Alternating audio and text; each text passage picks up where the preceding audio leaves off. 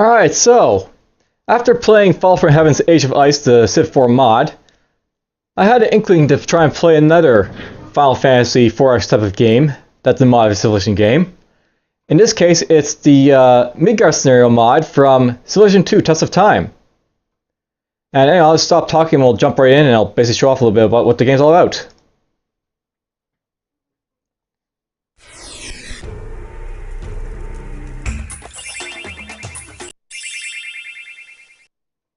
Let's play the goblins, I guess, to show us off a little bit. We'll go Prince. And here we are at Griffenmeyer. Kind of hard to read, but whatever. We got ourselves a Goblin Miner. We got ourselves a capital city. I'm building a goblin.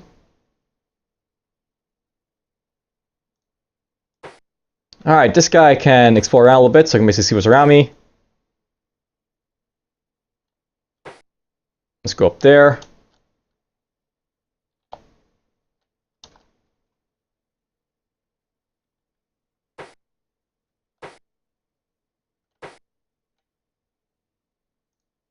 One goblin's good enough, so let's start building up a miner. Probably be a good idea to get. Miners are basically your stellar units for the goblin faction. Alright, so basically while I'm basically doing all this stuff, and I have to get to the irrigated square over there, so we'll start doing that.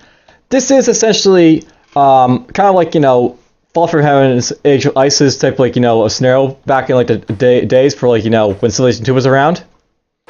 And well, I very much like this scenario. It has like lots of like different factions. Like you have like, you know, the Goblin faction here. There's a human faction. There's an Elven faction. There's a flying faction. There's an infidel faction. There's lots of like factions. And they all have like their different sets of units. And if I go to the encyclopedia here, military units. Basically got like, you know, the flying faction has these units right here that they can build. There's some shared units like the caravan and capital, which are shared by many races. The elves have like, you know, archers, ents, and changelings. You can find like, you know, the goblins here have like all their like, you know, ogres, trolls, and stuff like that. The humans have like paladins and rangers, warriors. If you look at the infidels, they basically have a mixture of like, you know, East Asian type of influence. So you've got the elephants from like, you know, India. You got the Golden Horde from Mongolia. You've got Baba Yaga from whatever religion is basically to the east of the Norse one. And I'll note that this game basically takes a lot of heavy influence from like, you know, Norse mythology and the other mythologies from like, you know, that area of the world over there in the north of Europe and Asia. I'll note there's like merfolk, there's, you know, undead. There's lots of different factions, and they all have like different units, and it's you know, a very interesting game. And I'm just gonna close that.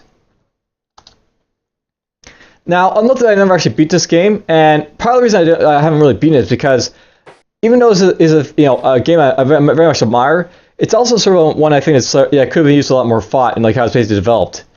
Basically, there's like 4 different worlds that you can basically like, you know, play in this like, you know, game. And it's very easy to move in between like different worlds if you want to. So for example, if I want to with this guy, I could build like a tunnel somewhere and then like, you know, start moving stuff in and out from it. This miner here. I'll probably do that at some point, but we'll get to that in a bit. There's a tunnel. If I go into this tunnel here, I can just switch. So there we go. Now we're on the overworld or surface world. And I just discovered a remnant tribe because, you know, Civilization 2 has that sort of thing, so let's get some support from this city. And why not? We'll start building a goblin up here too.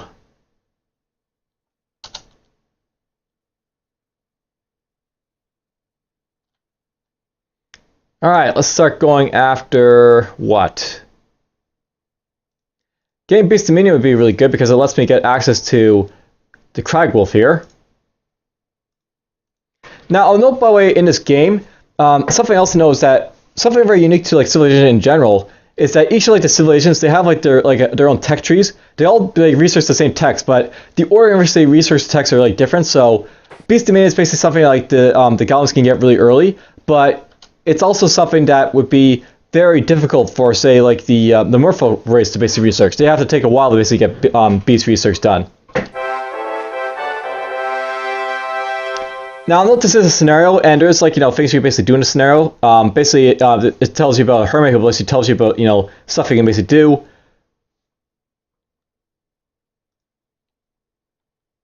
Alright, there's a miner basically built. We can use him to do some stuff, so zoom to city. Let's start building up in our goblin to, like, defend our city and stuff like that. Explore around. How would you go up here with this guy? We'll start making him irrigate right there. Fairies are circling around. And you can start irrigating.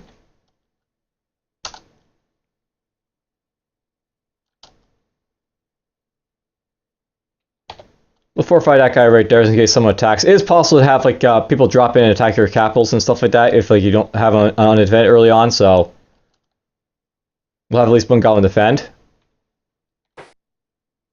Alright, you go up here, we'll start building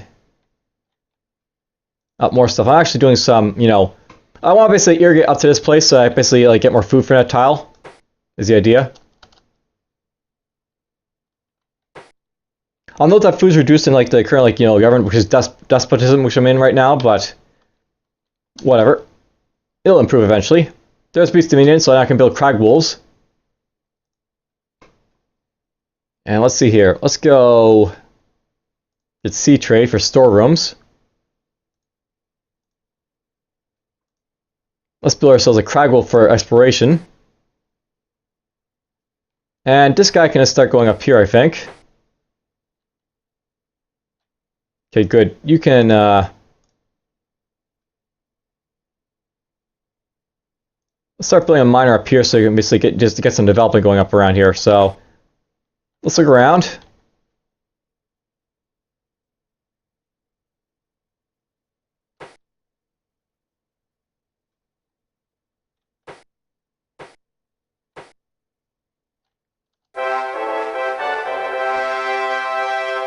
Now, I'll note that this game is very similar to Age of Ice, where you have like hordes of units you have to defeat, but in this case, it basically comes from the Barbarian faction, having like all like the power to like attack like all the civilizations in the game.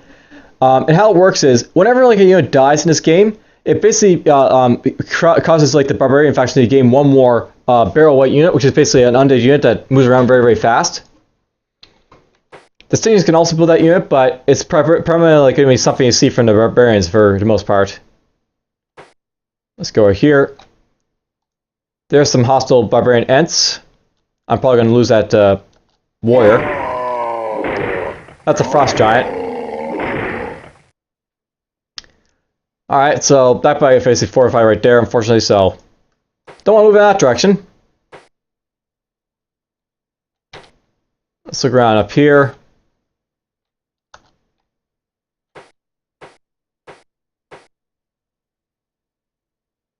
Alright. Now I'm going to get more food from that tile, which should basically help with like, development of my city down here. Let's go right there and irrigate.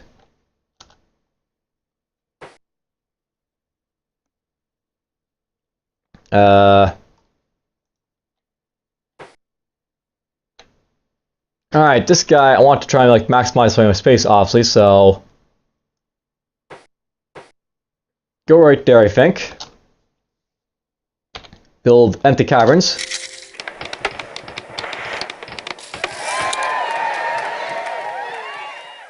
Let's build a sorcerer so I can show off what a sorcerer is all about.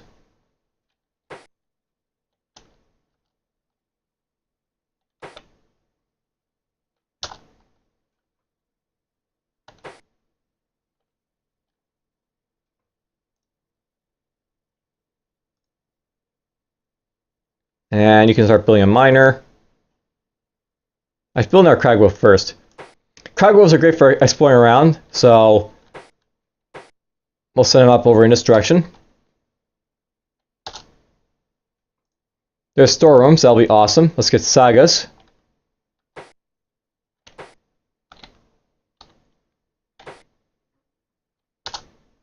Technology I just learned, stone cutting, awesome. You go in there. Home, fortify.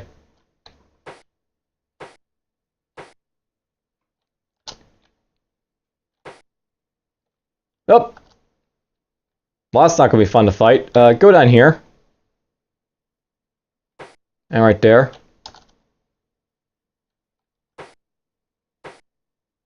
Just run away from the barbarian instead of fighting it. That makes sense.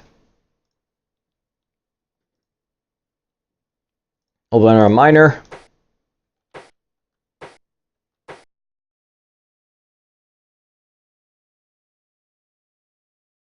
Now, unfortunately, my sound's going to shut off because there's no music in the background for this game. There are sound effects, of course, but apparently that's not enough to keep my headphones on. I like to play. I've been playing this game a little bit, and I like to play it like as something in the background, like podcasts or something I may see to listen to. There's that rock. That rock's actually pretty important, by the way, just to note it for future endeavors.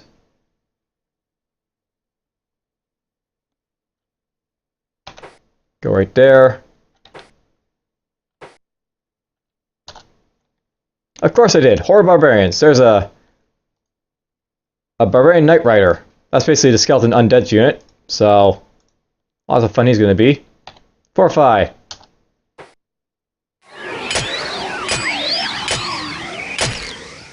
That thing that just attacked me is a barrel white. That basically is what happens to like undead units or units that die in this game. They become one of those and then they attack you or someone else. So that guy's going to turn into a barrel white. My unit is lost right there, unfortunately. It is possible to put an end to it, but you have to basically do some quests to basically get to it, so it takes a while. Alright, receptive humans. So humans are over here. Yes, I'll grant an emissary. So Godwin of the humans. You're going to see trade with this guy if you want to. Technology, so sagas. Calendar. Farriery. Iron Spiffy. Then you're going to have like peace trees and stuff like that.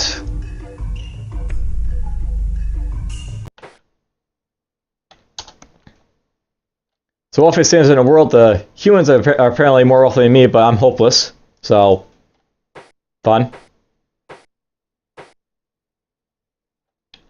Get bridge building, I guess. Cool. There's an infidel horseman. So, another exploring unit.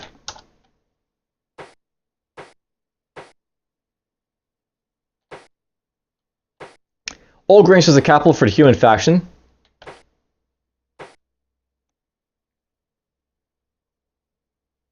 I want you to go up in this direction, I think.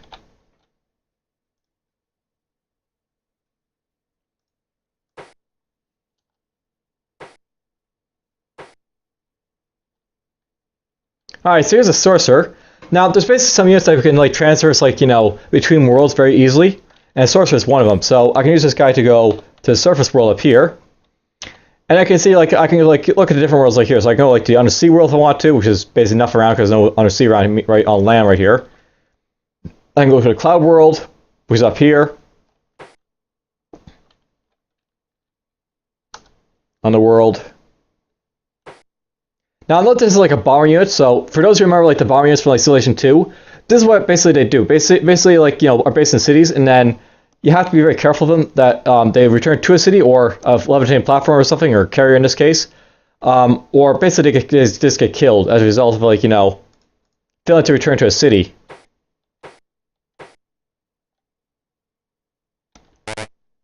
There is zone of control, so that's the still thing. So go here, go there, go there. Gates of Hell basically lead to like the underworld over here, so that's cool. Great to find.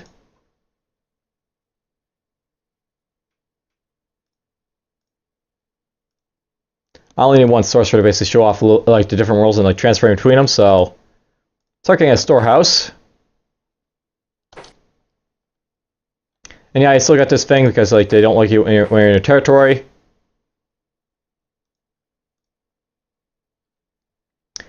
Here's a miner that I can use to do more stuff.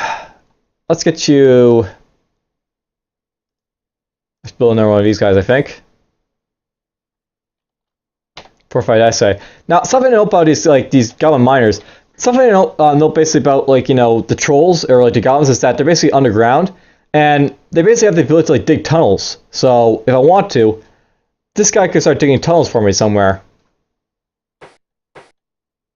Let's get him to go over here.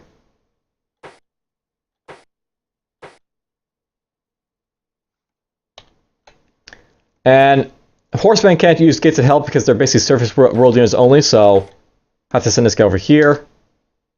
Now, if you're basically close, you have to withdraw to a nearest city, so that guy gets withdrawn to the nearest city. Alright, this guy right here. Let's say I want to try build tunnels in this direction. I can actually move him into the tiles that are designated to be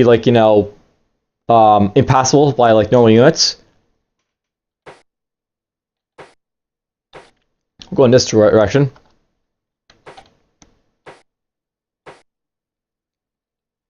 And with this guy, if I want to, I can build tunnels, so I go over here, change the tunnel.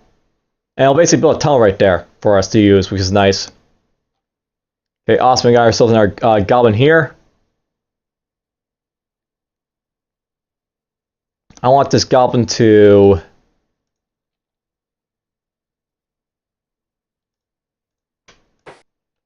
essentially go over here.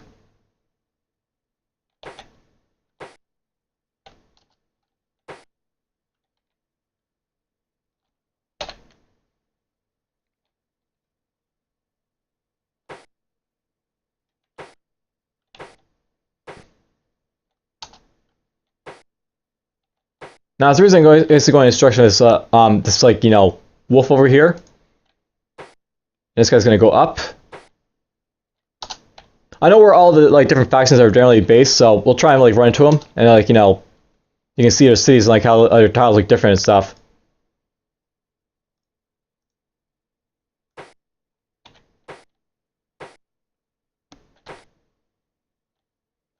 So there we go. We just built ourselves a tunnel right here. Let's just send him over there. We'll send him back up here to start helping develop this roll and boil up here. So I'll make this guy. There's that found. Here's the elves. So hello. Yes, I'll basically grant him an audience.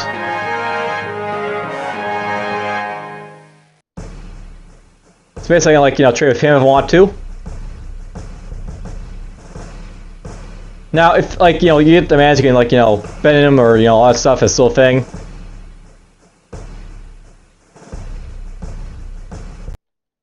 So there's the elves right up there. Apparently I'm close to Newbridge somewhere.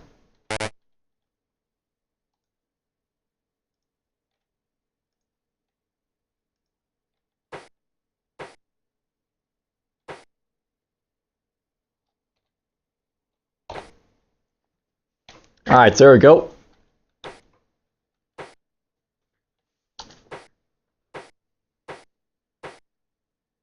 More units popping out. You basically see a tree, a hostile barbarian. These guys, if if you read the stuff, there's basically wandering princes that you can basically bribe for parts of the quests and stuff in this game.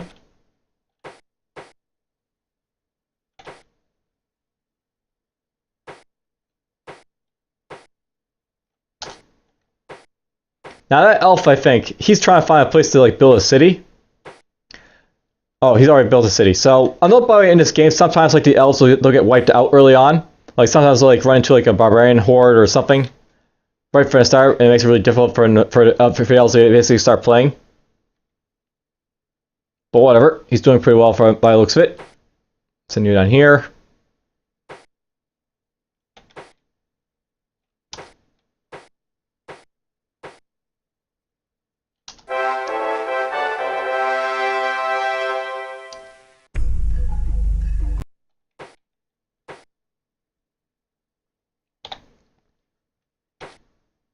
Yep.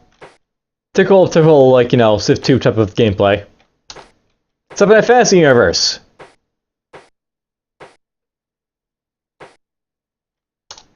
There's our tribe, that's nice.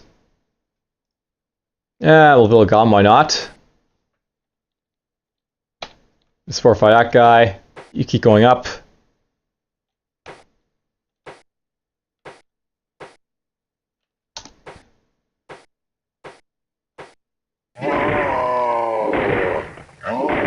Probably should move that settler, but whatever.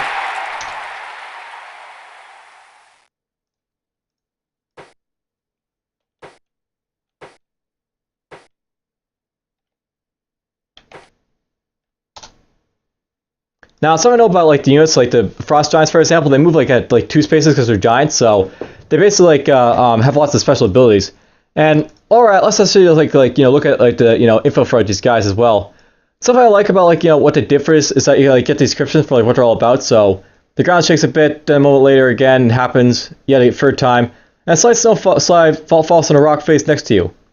You glance around and wonder why the temperature has suddenly dropped 20 degrees, and then without further warning, you're pinned to the ground by an icy crushing blow of a frost giant's hand. This family of giants have historically been enemy of anyone who they view as interlopers in the land, and what they consider their land is vast. Strong as they are, these leviathans of the land do have weakness, avarice among them. So, frost giants, of course, are like come from Norse mythology. They like the creators of the world. I think they are. And like you look at this guy here, basically he's got a movement rate of 2. He's got high attack, high like defense, and he can go underworld if he wants to.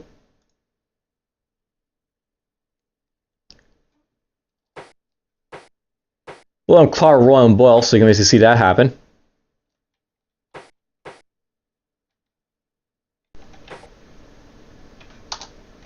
Cool. We just got ourselves another miner. Now, if I want to, I can basically make this guy like dig like an entrance. So we'll dig an entrance right there, and I can like walk right into like the underground from here.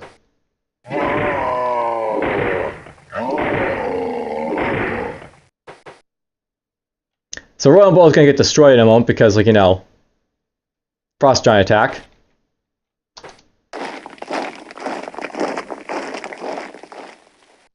And someone has picked up a goody hut and spawned a barbarian horde over there.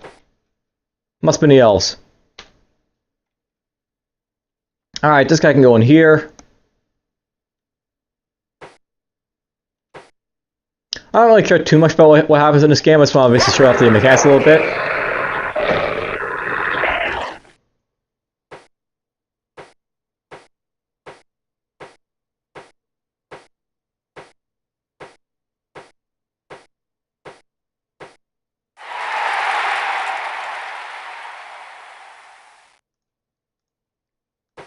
You know what I could probably do to show it off right now? There is, of course, a cheat mode in this game, and what I could really do, by the way, is just show you off like the map in like general. So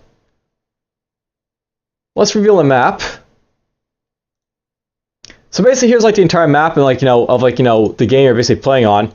The infidels basically start over here. Over here is basically the like the capital for like the undead faction. They're on like their own little island out in the middle of nowhere. The elves basically start over here, but they have like a settler that starts on like the mainland over here, and it'll basically usually build like a settlement with them, or he'll run into like a goody hut and get like a settlement right there, because there's like a goody hut right next to when he starts. Up in the skies over here are like the Hawkman faction. They're like in the north. And I'll note that the students also have their like secondary like settlement up here. Basically, the students start in 2 different places, which makes them sort of unique. At the top of the world, and basically on like the bottom of the world down here is where they are. And I did say that there was, of course, a merfolk faction, and they start over here, just next to the humans, on like the water over here. Now, note that in this game, like there's like different rocks you can basically do and stuff like that to move around. And you know what? This might be a good time to jump into like some of the saves so you can see like a little bit more about the game. So let's just jump into one of my saves here. Let's jump into the Infidels one first, maybe. So I've played a little farther into like the game with like the Infidel faction here. So I'll just do this again, I think.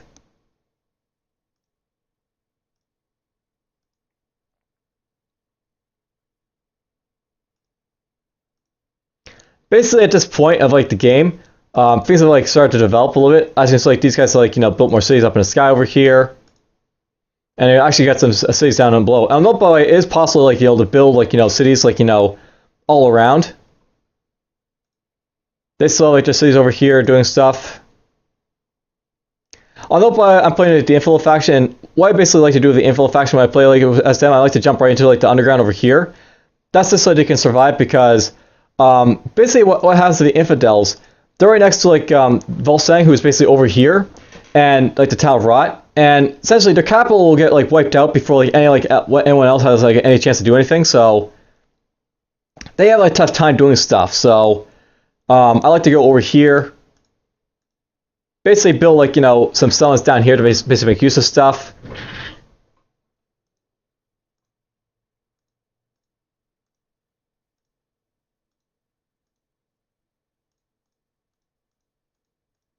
I'll note that these guys also have like some stuff over here as well.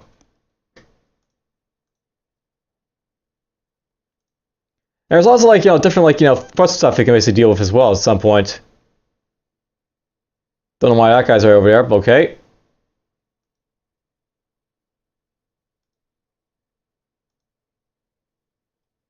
There's a Kraken. He goes around just doing stuff. Usually the Kraken will leave you alone unless you get too close to it, in which case it launches its thunderbolts at you and then eventually attacks you, which is fun. As you can see, the humans had time to develop, the goblins had time to develop over here. Now sometimes like the elves, they don't develop, they'll basically get stuck on their island because their settler gets killed by something. And that's what happened in this game. Basically like the goblins and like the Butos are basically like covering the land up here. And of course the merfolk down here are just like, they're hanging out, they're developing their area. Doing quite well, these guys. Usually the merfolk faction has like a difficulty sometimes because, I don't know why, basically they have like good food production, but they don't seem to develop the cities very fast.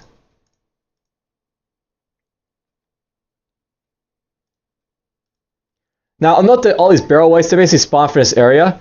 They basically spawn as rock right here until like, you kill a certain worm. So what will basically happen in the game is like the world will basically be flooded with these barrel whites that's attacking everyone. So the humans, like the goblins down here, are going to get attacked a lot by like these like flying like undead hordes. And I'll go over here as well to like the undead faction island as well when I get a chance.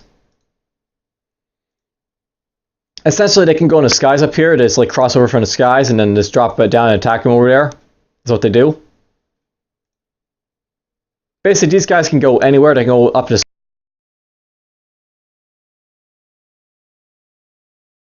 They can go up in the sky. They can go under the sea. They can go underworld, or they can go on the surface. They're like things that can go everywhere is what these guys are all about. And by the way, here's like one of the quest islands over here. If you get over here, you can like get special like treasure for like a quest that you can basically complete. And I'll note that this guy over here is like a settler unit that I managed to get. Basically, it's possible for like the Stygian faction to send like settlers over to like the New World because they have this basically underworld like path they basically follow. All they need to do is basically get like a their settler basically can pass through like the ground to like the surface world and back. So they just have to get like one of their settlers to basically like go up here from like their capital over there. Get over to about right here, I believe it is. And then if they want to, they can like go down this path all the way over to like here.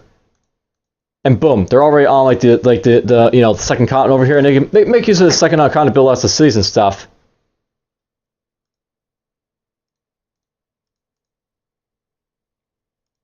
And you know what? Let's just like play a little bit more, but I'll play with the elves. So here's basically an elven game I have going, where like obviously I was able to actually build stuff over here. We have like all these settlements down here. I'm starting to build settlements over here as well.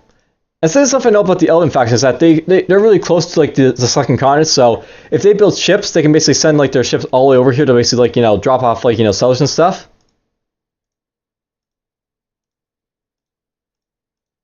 Now note that like I've like only been exploring so much, but I do have like so I can like walk under the water like these jack-o'-lanterns. So I'm sending them around to do a lot of exploring for me. One right there. There's one down there. Let's explore around a little bit. So eventually in the game, like you can traverse like all the different worlds with our units.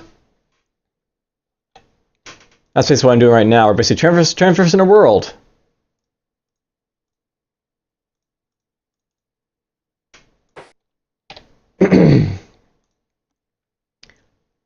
Basically building jack-o'-lanterns over here. Jack-o'-lanterns basically treat every like, you know, tile as road basically, so that's how they basically work.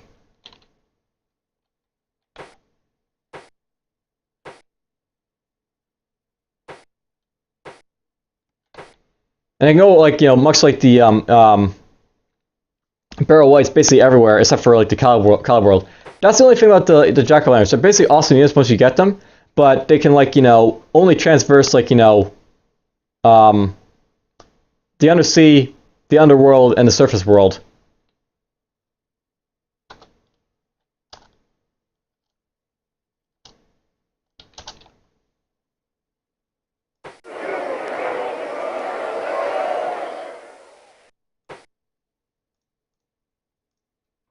And building guardians everywhere.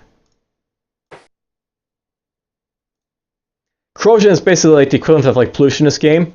You'll basically get magical corrosion as like, you know, you improve your city. So right now Gold Leaf is starting to have like magical corrosion effects. I have to basically deal with it at some point. I got solar units over here to deal with them though, so we're fine. Everything on that front.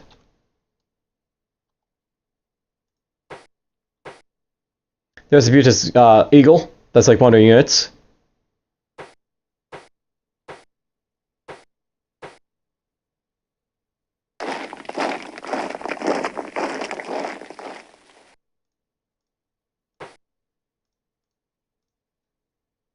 And I'll start building this over here.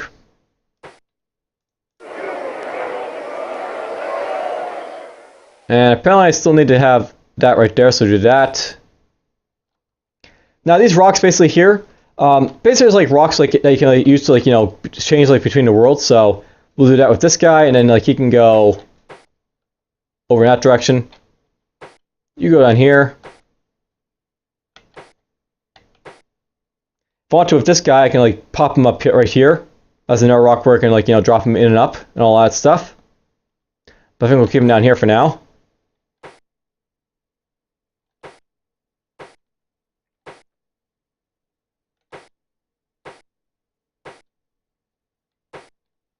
Now, something to note by the way about this game, just sort of talk about a little bit. I really don't care much for like, you know, different worlds basically in this game.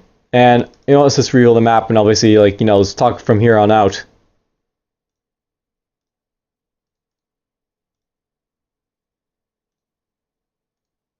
Basically, in this game, there's, like, you know, different worlds that you can basically play on. And here's, like, these guys developing. They've got, like, you know, a ton of, like, you know, cities up here this time around.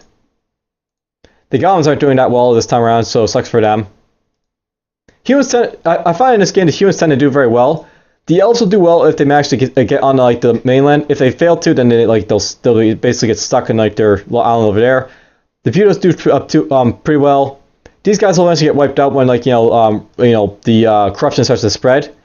If you recall from like the Info one, there's like you know corruption. There's like more of these like wasteland tiles. That's how basically this game works. As like the game progresses, there'll be more and more wasteland tiles during from this area, and they'll eventually start to like you know cover the entire continent, and then like you lose the game at that point. Apparently there's corruption over here by lava pits.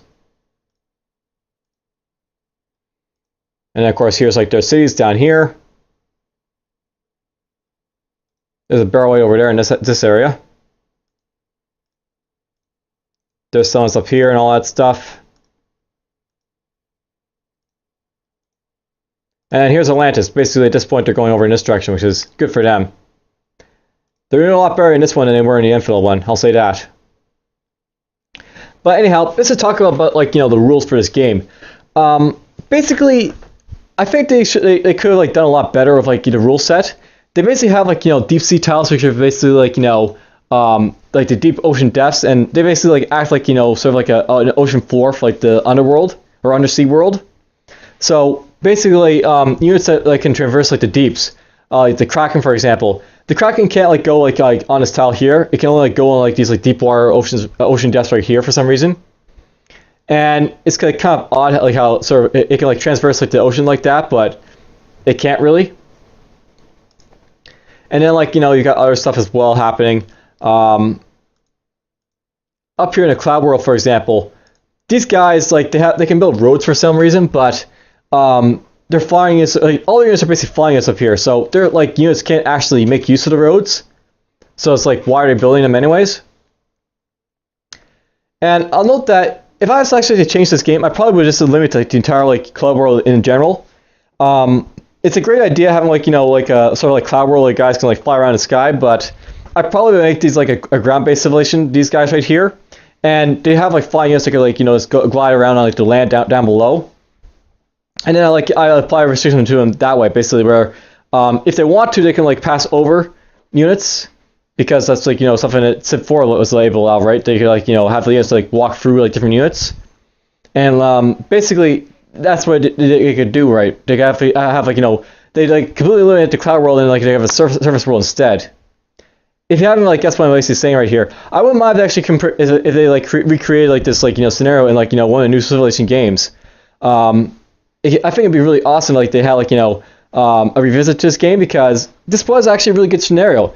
It's just that, you know, the map types probably were not that great for like, you know, what they were back in the day. Like they could like eliminate this map and just like, you know, fold it into like the surface world. And they probably also could do that with like the underworld and like the undersea world as well, by the way. The underworld and like the undersea world are basically like two different worlds in this game, so well, as you can basically see, like there's like tunnels that go all over the place, and they'll go underneath like the ocean depths as well. But you know, it could be, I think, a lot more interesting if they had like, you know, basically they constructed like the underworld maybe to like, you know, the like landmass over here, and then like, you know, maybe it could also go like down like to like these depths, and then like the ocean depths basically prevent like any tunnels like going in between them, because there's ocean depths in a way. A missed opportunity basically. But yeah, there's like it's like it's kind of interesting in this game, but it's something that could have been a lot more improved, I think. And I noticed this back in the day just as much as I like do now. But I still want to beat this game at some point. I'm probably gonna revisit this game myself in my own personal time, try and beat the game at least once, and then say that's it. Don't ever have to play this again. But I think that's going to be it for this video for now. Hope you guys were maybe interested in a little bit as I was, because this was actually like a favorite game of mine back in the day, Civilization 2 Test of Time. And, well, take care.